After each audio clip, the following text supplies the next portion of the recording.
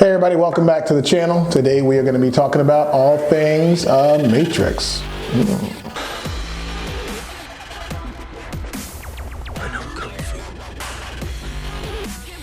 Show me.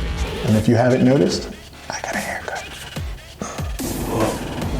Hey everybody, welcome back to the channel. Today we're going to do something a little bit different. It's not going to be a Life According to Me episode. We're going to talk about The Matrix 4, which I spent 2.5 hours of my life watching, so I figured it deserved a review. I started doing a review of this. I kind of recorded a little bit of my thoughts. As I started putting the video together, I stopped caring about the movie, so I stopped doing it, and now, well, I figured why not finish it. So I'm re-recording a lot of it, and this is what you're seeing. And as I said in the intro, I did get a haircut. Funny story. And people that go to, well, males, I don't think this happens at female barbershops, but if you go to a male barbershop, tell me if this occurs to you, because this happened to me today. I was getting my hair cut, he cut my hair, edge me up, all that good stuff, and then he tried to cut my eyebrows, didn't even ask, just tried to line up my eyebrows, and I had to stop him. Yeah, do your thing, play. Make sure you fresh all the way, man. What you doing, man? I don't know what that's about, or if he was trying to tell me I have bushy eyebrows or whatever, but yeah, that happened. Anyway, back to what we're here for. This is about Matrix 4, Matrix Resurrections, and if you don't want to sit through my evaluation of the movie, I'll just tell you up front, I didn't like it. Yeah. So a little bit about the Matrix franchise or trilogy. As most people know, the original Matrix came out in 1999. And the last Matrix was in 2003. Now the first Matrix was groundbreaking. I saw it, I think I was 19 years old when it came out. The special effects were insane. The storyline really kind of pushed the boundaries of science fiction. And in a time when we were, turning the century and people were worried about Y2K. You probably don't even know what Y2K is. Ask your grandparents, they'll tell you. When people were worried about Y2K and all this other stuff, having a movie that kind of proposed that we were living in a sim was a big deal. None of the movies in the original trilogy were bad by any stretch of the imagination, but there was some tapering off as we got further into the trilogy. But the third movie, it wasn't the best, but it was a well-conceived trilogy. It wrapped up nicely, and I think everybody was happy with where it ended. Then some almost 20 years later, after the ending of the third film, they decided to make Matrix 4, Matrix Resurrections, and this is one movie that should have never been resurrected.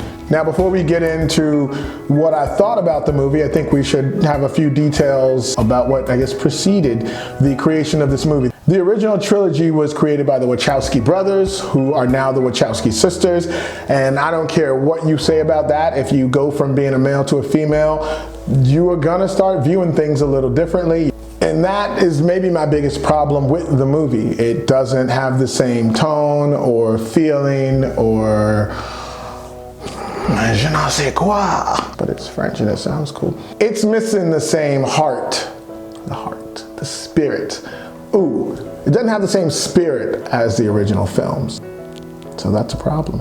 So something that's glaringly obvious that you see immediately is that there's no Morpheus, or there's no Lawrence Fishburne. They have a different actor playing Morpheus. Maybe this isn't the story we think it is. Now, Lawrence Fishburne's character Morpheus was one of the iconic characters in the original trilogy, so to not have him reprise that role was it's jarring. It's really obvious, and it kind of displaces you out of the story. In an interview, Lawrence Fishburne was asked why he wasn't coming back in The Matrix 4, and he had this to say. I'm not involved, and you'll have to talk to Lana Wachowski, and she'll answer that question. So not only was Lawrence Fishburne not in The Matrix as Morpheus, but the entire character of Morpheus himself was changed. He was actually now a program, which made no sense because in the previous films you saw Morpheus in Zion, which was a human city. So they bring yet another aspect to the science fiction world that now the programs can exist in the real world and in the Matrix, and apparently they can inhabit real life beings. So this really starts knocking on that suspension of disbelief, and it makes it difficult for you to stay in the story. Don't get me wrong, Yahya Abdul-Mateen is a pretty good actor, and I loved watching him in the Watchmen series. I loved his portrayal of Dr. Manhattan in the Watchmen series on HBO. If you haven't seen that before, you should check it out. I think they canceled it after the first season, but it was a really good show, and I'm kind of upset that they did that. But you know, it's still not the original Morpheus, so seeing that, it doesn't sit right with me. Now, they also got rid of the original actor for Agent Smith, and they brought in a new Agent Smith, which is kind of annoying, but at least because Agent Smith is a program, you can kind of understand that. I'm still stuck on the no Morpheus thing, and also the fact that Neo is old. And don't get me wrong, John Wick, no. Keanu Reeves is an awesome actor, and he really kills that role of John Wick, but seeing him attempt to do some of the fight choreography in The Matrix just didn't work at all. It was sad. It's like watching your heroes die. So it wasn't that Keanu Reeves looked inept or like a 70-year-old or something like that, but it's noticeable. I mean, he's 20 years older than he was in the original film, and instead of creating some kind of choreography that may have worked better with his, I wouldn't say his build, but just his mobility at this age, they kind of just left things out. So when he couldn't really keep up with the choreography, he would just go, "Ah!"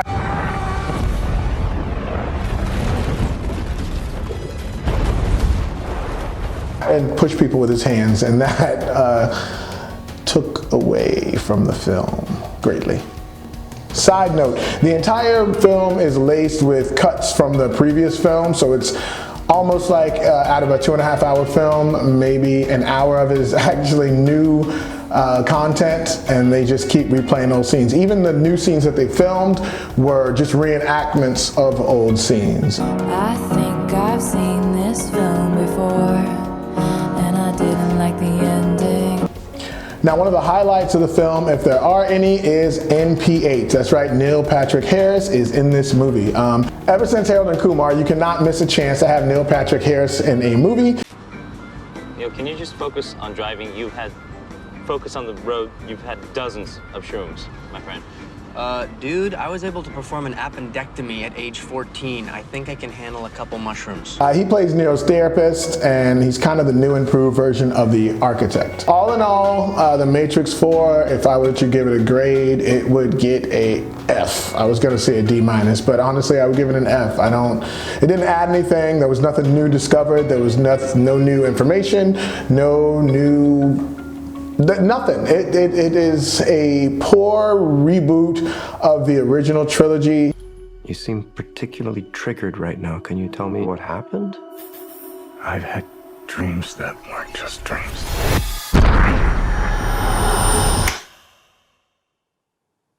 Am I crazy? It was difficult to see him in that role, especially since he has become John Wick in most people's mind. So seeing him play as John Wick, which is a very physical and demanding role, and then watching him try to revisit The Matrix and just not have that same essence when he does it is it's disturbing. Yeah. Side note, I heard he is trying to get John Constantine off the ground, which I would love to see him come back in that. That could have easily been a trilogy, and I would have watched every single one of those movies. But when you make a trilogy and then 20 years later you decide to come out with a fourth film, it's a recipe for disaster. So let's not do that ever again. I feel like when they ruined the last season of Game of Thrones, it's kind of the same thing. It's sad. Like I said earlier, I was going to review this film sooner, and it made me say, I may not even put this out. I feel like this also sucks. See, the movie was so bad that the review of the movie is bad. That's a problem. But anyway, thanks for watching. Make sure you guys subscribe, hit the like button, and ring that notification bell. I'm gonna find out a cooler way to say that. Like, ring the notification bell and we'll make it bump. I was gonna say something important about the end of this stuff. I'm really excited because Monday we're going to start filming the Human Project, and that is going to be really fun. Also, I plan on filming my first skit next week, so stay tuned. I said next week, but who knows when you see this. You could be in the future, you could be in the past. Ooh, today I time traveled, so we should talk about that. I went to, even more to talk about. All right, listen, in Florida at least, Burger King sells ice cream cones for 54 cents. How do they stay in business? That's so cheap. So today my kids wanted to go get ice cream and they were like, my Rashad, Coaster and Cruisery. And I was like, no, because it's 54 cents for freaking ice cream at Burger King, and that's great. So we went to Burger King and we got ice cream for 54 cents. That's not exactly what happened, because first I went to one Burger King and they had the audacity to try to charge me $1.08 for each ice cream cone. And I said, no, I value myself and I know my worth for 2022, so I will continue driving.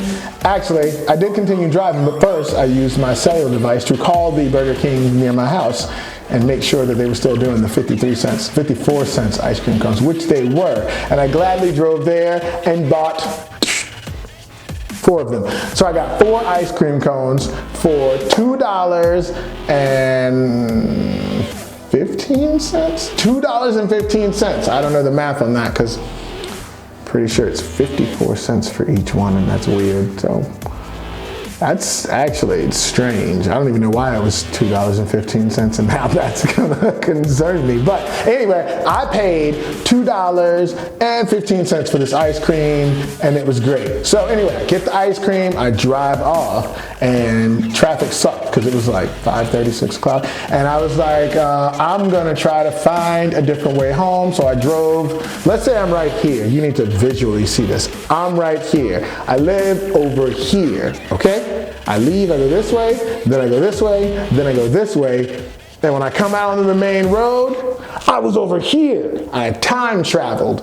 So look for a video about time traveling coming up soon, because right now you are talking to the world's only known time traveler to exist and actually admit that on camera. I'm a damn time traveler and I can get you 54-cent ice cream.